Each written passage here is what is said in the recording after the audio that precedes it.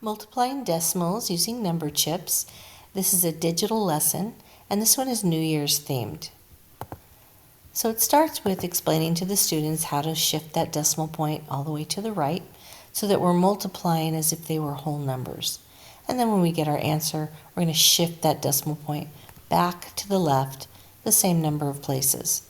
And it shows how to do that on the next two slides. So here we want that decimal point to go all the way to the right. So one place to the right. Then we're going to multiply as if they were whole numbers, and then when we get our answer or our product, we're going to move that decimal point back one place to the left. Slide 4 shows what to do when we have moving that decimal point twice. So one place to the right in the first factor and one place to the right in the second. So that's a total of 2 places moved to the right. Now we're going to multiply as if they were whole numbers, and then when we get our product, move that decimal point back 2 places to the left. Students are going to start doing this on their own on slide 5. So they're going to be moving these number chips into place to do their multiplication.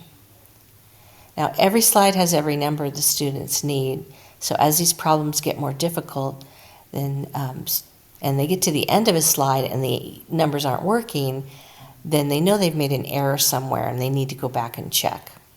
They also have a movable decimal point so they can place it correctly in their answer. So the first thing you want them to do is to look at this first factor, the top row, and type in how many places they're moving that decimal point to the right. So they're going to type in a 2. The second factor, they're going to be moving that decimal point 1 place to the right, so they type in a 1. And that gives them a total of 3 places to the right that they've moved the decimal point. That's going to help them when they place that decimal point in their answer. So here we're going to multiply then from right to left, 6 times 1, and they just click and hold on the edge of the 6, place it inside the circle or over the circle, and then 6 times 8 is 48. They're going to move the 8. They're going to carry a 4, so 6 times 7 is 42, plus 4 is 46. And then they're going to start here at the right. They're going to move that decimal point back 3 places to the left, and they get their answer. Now you'll also notice that every problem has a yellow heart with a letter in it. They're going to use that, they're going to match that letter to their answer on the final slide to solve a New Year's riddle. Same thing on the next slide here. We're going to move that decimal point 2 places to the right on the top row, 2 places to the right on the bottom row.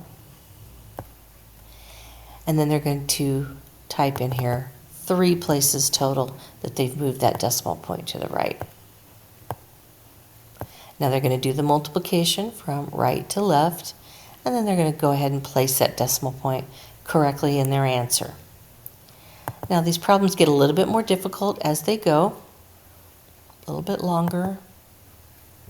Get some more practice.